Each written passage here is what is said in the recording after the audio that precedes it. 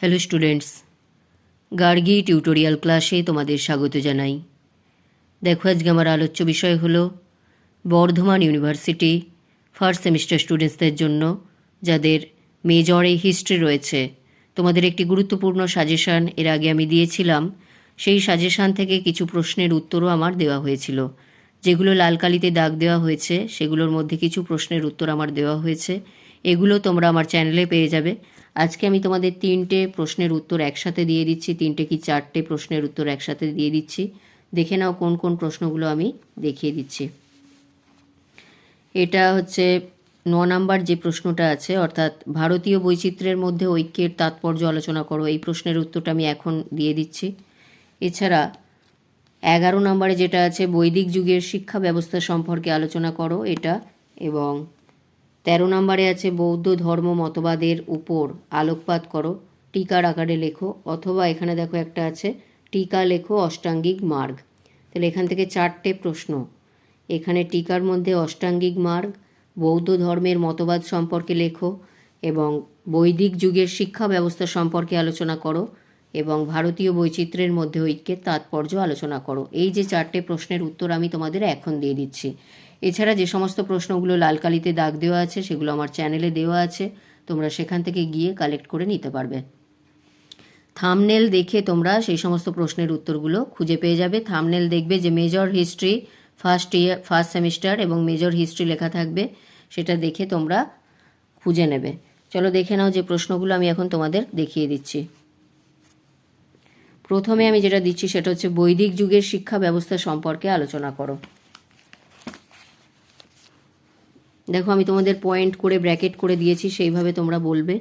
এখান থেকে বলবে ভারতবর্ষে বৈদিক যুগে ব্রাহ্মণ্য শিক্ষা ব্যবস্থার প্রচলন ছিল। বৈদিক যাগযজ্ঞ মন্ত্রপাঠ প্রভৃতির মাধ্যমে প্রকৃতির আরাধনা করা হতো। বেদ পাঠ ছাড়াও সে যুগে বেদাঙ্গের অনুশীলন করা হতো। শিক্ষা, ব্যাকরণ, কলা, জ্যোতিষ প্রভৃতি বিষয়গুলিও শিক্ষা লাভের সুযোগ শেষ যুগের শিক্ষার্থীরা লাভ করত।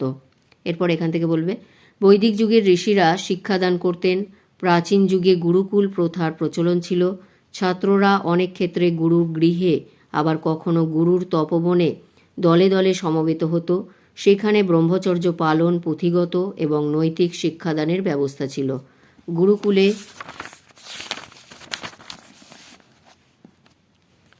শিক্ষকদের সান্নিধ্যে নির্দিষ্ট সময় অনুসারে পঠন পাঠন, দৈনন্দিন কাজকর্ম শিক্ষা, চরিত্র গঠন, দৈহিক ও মানসিক উৎকর্ষ সাধনের শিক্ষা ছাত্ররা লাভ করত। তপবন বা গুরুকুলে ছাত্রদের কায়িক পরিশ্রম করতে হতো, যেমন যজ্ঞের জন্য কাঠ সংগ্রহ, ফলমূল সংগ্রহ প্রভৃতি। এছাড়া গো সেবা, গুরুর সেবা প্রভৃতি ছিল ছাত্রদের আবশ্যিক কর্তব্য। ছাত্রদের সঙ্গে ছাত্রীদের আশ্রমিক শিক্ষা গ্রহণের অধিকার ছিল। এরপর পয়েন্ট দিয়ে প্যারা চেঞ্জ করে এখান থেকে লিখবে ব্রহ্মচর্য পালনের মাধ্যমে শিক্ষা লাভের সূচনা ঘটত উপনয়নের মাধ্যমে। উপনয়ন মানে হচ্ছে পৈতে। 5 থেকে 14 বৎসর বয়সে মস্তক মুন্ডন করে উপনয়নের নিয়ম ছিল। মস্তক মুন্ডন মানে হচ্ছে মাথা ন্যাড়া করে তারপর পৈতে দেওয়া হতো। শিক্ষার্থীরা উপনয়নের পর গুরুগৃহে শিক্ষা লাভের জন্য প্রবেশ করত। প্রথমেই ব্রহ্মচর্যের শিক্ষা দেওয়া হতো। এক্ষেত্রে আত্মসংযম, কৃচ্ছ সাধন প্রভৃতির মাধ্যমে শরীর ও মনকে নিয়ন্ত্রণে আনা হতো। বৈদিক যুগের শিক্ষা ব্যবস্থায় গুরু ও শিষ্যের মধ্যে মধুর সম্পর্ক ছিল। গুরু ছিলেন আধ্যাত্মিক পিতা এবং তিনি ছাত্রদের বিভিন্ন ধরনের ভ্রান্তি দূর করে চলার পথ দেখাতেন। এরপর এখানে বলবে অনেক ক্ষেত্রে গুরুর আদেশ অমান্য করলে শিষ্যকে আশ্রম থেকে তাড়িয়ে দেওয়া হতো, এমনকি শারীরিক দণ্ডও দেওয়া হতো। এখানে বলবে বৈদিক শিক্ষা ব্যবস্থার ছাত্ররা বিভিন্ন ধরনের মন্ত্র আবৃত্তি করত এবং নির্দিষ্ট সুর ও ছন্দে মন্ত্রপাঠ করতে হতো। এরপর এখানে বলবে ছাত্রদের প্রাত্যহিক পূজাপাঠ, অধ্যয়ন, স্নান, পূজার ফুল ও কাঠ সংগ্রহ প্রভৃতির কাজ করতে হতো। 24 বছর ধরে ছাত্ররা শিক্ষালাভ করত। গুরুকুলের শিক্ষা সমাপ্ত হওয়ার পর ছাত্ররা ছাত্রজীবনের ব্রহ্মচর্য ত্যাগ করে সাংসারিক জীবনে প্রবেশ করত। এই সময় গুরুরা ছাত্রদের পার্থিব জীবনের দায়িত্ব ও কর্তব্য সম্পর্কে বিভিন্ন ধরনের উপদেশ দিতেন। এরপর বিভিন্ন ধরনের যাগযজ্ঞের মধ্যে দিয়ে ছাত্রদের শিক্ষা জীবন শেষ হতো। বলে এটা তোমরা কমপ্লিট করবে। যেভাবে আমি ব্র্যাকেট করে দিয়েছি তোমরা সেইভাবেই প্রশ্নের উত্তরটা লিখবে। এরপর আসছি দেখো যেটা এই কোশ্চেনটা, অর্থাৎ বৌদ্ধ ধর্ম মতবাদের ওপর একটি টিকা লেখো এবং অষ্টাঙ্গিক মার্গ, এই দুটো প্রশ্ন আমি একই সাথে দেখিয়ে দিচ্ছি। চলো দেখে নাও কিভাবে তোমরা বলবে। এই যে ওপরের পার্টটা আমি আর বলে দিচ্ছি না, তোমরা এখান থেকে বলবে,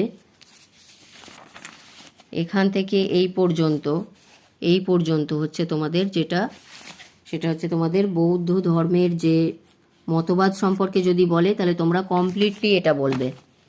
যেমন এখান থেকে পুরোটাই বলবে, এখান থেকে বলবে আর্য সত্য পয়েন্ট দিয়ে এটা বলবে এবং অষ্টাঙ্গিক মার্গ দিয়ে তোমরা এটা বলবে, বলে এখান অবধি বলে তোমরা এটা কমপ্লিট করবে। এটা আর আমি বলে দিলাম না। আর একটা কথা দেখো, এখানে তোমাদের দুটো টিকা আছে, আমি একটা দাগ দিয়েছিলাম। এখানে আর্য সত্যের যে টিকা আছে এবং অষ্টাঙ্গিক মার্গ, এই দুটো যে টিকা আছে, তোমরা এখান থেকে এটা লিখে দিতে পারবে। আর্য সত্যের যে যদি চায় আর্য সত্য, তাহলে তোমরা এটা এখান থেকে লিখে দেবে, এতটা লিখবে। এবং অষ্টাঙ্গিক মার্গ যদি চায় তোমরা এখান থেকে এই পর্যন্ত লিখে এটা কমপ্লিট করবে। তাহলে তোমাদের এখানে আর্য সত্যটাও হয়ে গেল। এরপর আমি আসছি যেটা, সেটা হচ্ছে তোমাদের ভারতীয় বৈচিত্র্যের মধ্যে ঐক্যের তাৎপর্য আলোচনা করো।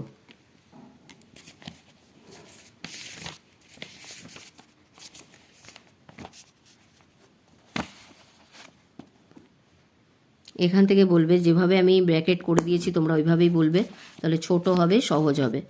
দেখো এখান থেকে বলবে উত্তরে হিমালয় থেকে দক্ষিণে কন্যাকুমারী এবং পশ্চিমে আরব সাগর থেকে পূর্বে বঙ্গোপসাগর পর্যন্ত বিস্তৃত ভূখণ্ড ভারতবর্ষ হলো বৈচিত্র্যের লীলাভূমি। এইভাবে বলে যাবে, এতটা বলবে, আমি আর বলে দিচ্ছি না, তোমরা এখান থেকে দেখে নাও।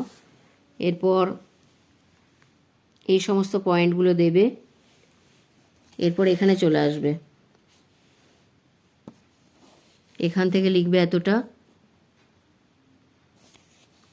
তারপরে এটা বলবে, এরপর এখান থেকে এইটুকু বলে এই পয়েন্টটা দেবে। এইভাবে ব্র্যাকেটগুলো কমপ্লিট করে এখানে তোমরা শেষ করবে। তাহলে যে সমস্ত প্রশ্নগুলো আমি দেখিয়ে দিলাম তোমাদের সমস্তটাই প্রায় দেখিয়ে দিলাম। ভারতীয় বৈচিত্র্যের মধ্যে ঐক্যের তাৎপর্য আলোচনা করো, বৈদিক যুগের শিক্ষা ব্যবস্থা সম্পর্কে আলোচনা করো, বৌদ্ধ ধর্মের মতবাদের ওপর টিকা লেখো বা আলোচনা করো। এছাড়াও এখানে যে দুটো টিকা আছে সেই দুটো আমার দেওয়া হয়ে গেল। তাহলে এই ভিডিওটি খুবই গুরুত্বপূর্ণ, এটি তোমাদের বন্ধুদের মধ্যে অনেক অনেক শেয়ার করে দিও। আর এই সমস্ত প্রশ্নগুলো হয়তো আমার চ্যানেলে দেওয়া আছে, তোমরা সেখান থেকে কালেক্ট করে নিতে পারবে। আর ভিডিওটি গুরুত্বপূর্ণ মনে হলে একটি লাইক করে দিও, চ্যানেলে নতুন হলে সাবস্ক্রাইব করে নিও ও বন্ধুদের মধ্যে অনেক অনেক শেয়ার করে দিও। দেখা হচ্ছে পরবর্তী ভিডিওতে।